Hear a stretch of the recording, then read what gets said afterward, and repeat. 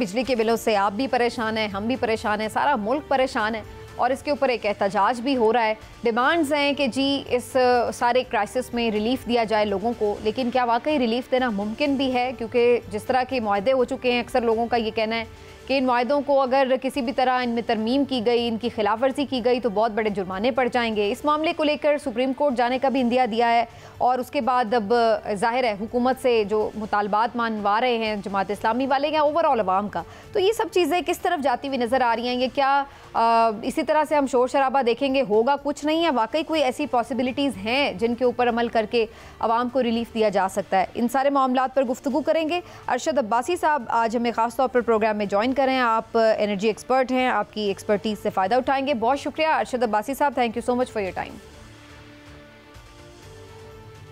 बहुत शुक्रिया आपका। लेकिन साथ एक तारफ़ ये भी करें कि ये जो IPPs के मतलब जो स्टडी निकाली थी, आज से 2 माह महीने पहले निकाली थी, कि जिनके 25 साल पूरे हो चुके हैं, अब उनको टेक्निकली रिटायर्ड होना चाहिए था, लेकिन हमारे स्टेट ऑन रेगुलेटर ने और गवर्नमेंट ने उनको 4-4, 5 साल की एक्सटेंशन दी है, 10 साल की एक्सटेंशन दी है। बात यहाँ से शुरू होती है जिसकी वजह से आज 250 मिलियन पाकिस्तानी यानी 25 करोड़ लोग रो रहे हैं जिन्होंने हक हलाल से बिजली का बिल देना है। देखिए उनका हाल क्या है। लोग आप चले, मैं आज आपके प्रोग्राम में एक ब्रेकिंग देता हूँ न्यूज़। आप OLX पे जाइएगा और चेक कीजिएगा कि लोग अपने AC और घर की जितनी भी चीज़ें बेच रहे हैं उसमें फ़्लो बढ़ गया है, ट्रैफिक बढ़ गई है। वो किस लिए? लोगों के पास बिलों के पैसे देने के नहीं है जिनके पास हक हलाल की कमाई है। बात यहाँ तक आई है। मैं शुक्रगुजार हूँ ऑप्टिमा का, गौर एजाज का, उनके साथ क्या नाम कामरान अरशद साहब का, इन सब लोगों का जी। इन लोगों ने वो IPP की वो जो स्टडी है इसको बड़ा खूब उठाया है और ठीक किया है। सबसे बड़े स्टेक होल्डर यही हैं। एक्सपोर्ट सबसे ज़्यादा 18 बिलियन की ये करते हैं, $30 बिलियन की हमारी वो है। अब ये 18 बिलियन की एक्सपोर्ट कैसे हो पाएगी? वो ठीक चला रहे हैं कि इनकी मशीनरी, इनके लोग कहाँ जाएंगे? दुनिया में कौन से मुल्क में ये प्रोडक्ट कम्पीट करेंगी? जहाँ बांग्लादेश और इंडिया में सस्ती बिजली वियतनाम में है।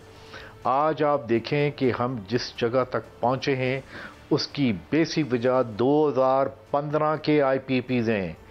2015 पे जो हमारे कोल पावर प्लांट लगे हैं और 4 बड़े LNG के पावर प्रोजेक्ट लगे हैं। अभी मैं सबको मैसेज फॉरवर्ड कर रहा था, आप ज़रा सुनिए। आप दोनों का मुझे पता है कि आप यकीन करें, मैं आप एक लाइटर नोट में बात करता हूँ। आपने 5वीं जमात तक बेसिक अर्थमेटिक मैथ पूरा पढ़ा होगा।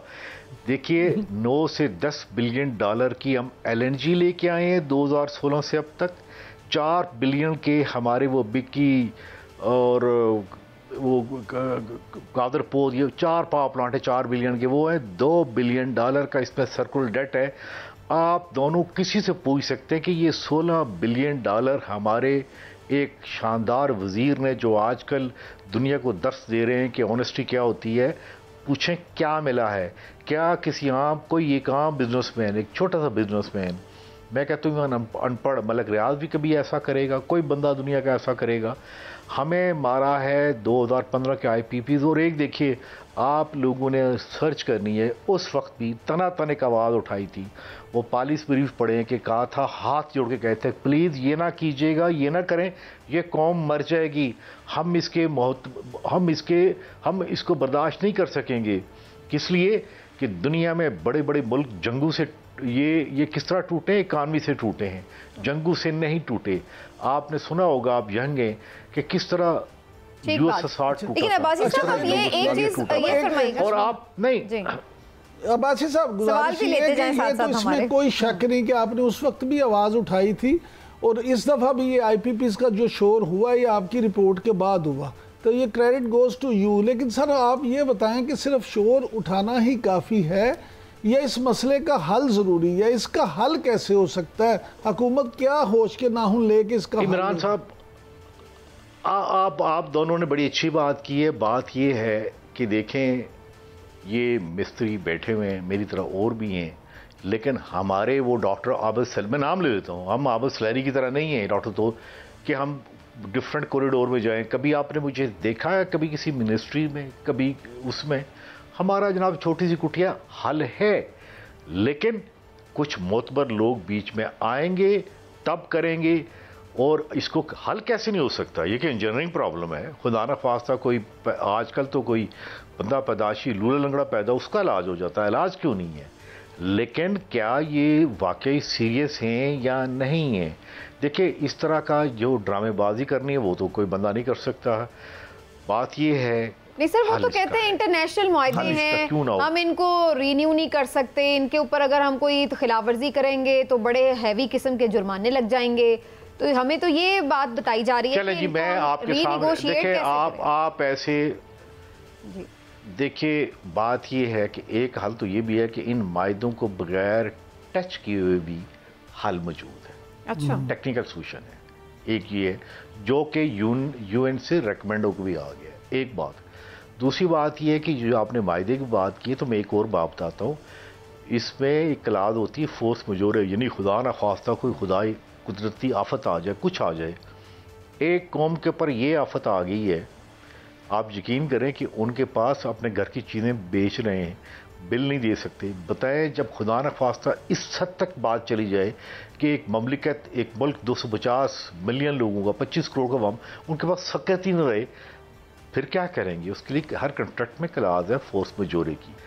एक और हल भी है international court of war crime में कि जिन लोगों ने वो जुर्म किए, वो जुल्म किए, ये वहाँ लायबल हैं। एक क्लास 4 है कि इतना मैसिव तरीके से अनरेस्ट, वो मायदा कहाँ रह गया? जब मैं मर जाऊं तो मेरे साथ मायदा कहाँ रहेगा? पहले आप ये बताइए, रहेगा वो मायदा? हम मरने, हम डेथ बेड पे, हम आईसीयू में, हम जीते जी मर गए। और यकीन करें, आप मुझसे दोनों छोटे हैं, मुझे मेरा दिल खून के आंसू होता है जब नरेंद्र मोदी कहता है कि देखो, एक गोली चलाए बगैर हमने इस मुल्क को कैसे सबटाज किया, कैसे तबाह किया। अब्बासी साहब, आप लोगों ने आगे बात करनी है बाद में।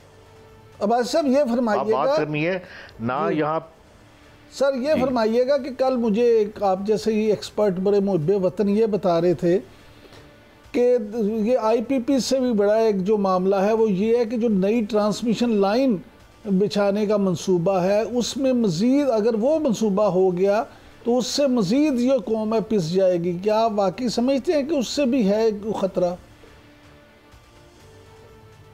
देखिए, जो ट्रांसमिशन लाइन इनकी 600 केवीए की है, बात ये है कि पहले वो पूछा कि वो टैरिफ हमने कह दिया, लेकिन एक नहीं, सबसे बड़ा ख़तरा ये है, सोचिए ज़रा, एक बात आपको बताने लगूँ। 1 साल के बाद, ठीक एग्जैक्टली 1 साल के बाद आपके पास 4,500 मेगावाट का सस्ती बिजली वाला आ रहा है। 3 साल के बाद बादशाह डैम आ रहा है जो कि तकरीबन 5,000 मेगावाट का है। फिर कोआला आ रहा है। ये जब हाइड्रो पार्क के आएंगी तो क्या होगा? ऑटोमेटिकली ये जो आईपीपी जो थोड़े बहुत चल रहे हैं, जिनके पैसे दे रहे हैं, ये तो हम देखिए, हम इसके नीचे कुचल जाएंगे। ये भी बात याद रखें। एक दूसरी बात यह है कि आप खुद सोचें, मैंने अभी एक एग्जांपल दी और मैं वाकई हकीकत बताता हूँ कि जहाँ मैं इस्लामाबाद में रहता हूँ, बैरियन क्लेव में, यहाँ पे एक बंदा दूध वाला है, और दूध वाला जो है उसका नाम है माजा दूध वाला, सारे कहते हैं माजा। माजे ने 8 kV का सोलर सिस्टम लगाया और वो उसने मुझे मई का बिल दिखाया, कहता सर मैंने 100 यूनिट नेशनल ग्रिड में दिए और 19 रुपये में दिए। पाकिस्तान में हर महीने 10 से 15% ये जो सोलर लोग अपनी बीवियों का जेवर बेच के, बच्चों को स्कूलों से उठा के, कमेटियां डाल के, मेरे तले गांव से भी ये लोग अपने माल मवेशी बेच के ये जो लगा रहे सोलर सिस्टम। और देखें, आपकी पंजाब की चीफ मिनिस्टर कह रही कि हम सब घर घर सोलर देंगे। चीफ मिनिस्टर KPK भी यही कह रहा है, हमारे वज़ीर-ए-आज़म कह रहे हैं कि हम ट्यूबवेल को भी पूरे पाकिस्तान में देंगे। 60% बिजली ये भी आपकी ग्रिड से चली जाएगी। तो ये तो पैसे भरने कैसे हैं? ये आपने बड़ा इंपॉर्टेंट नुक्ता उठा दिया।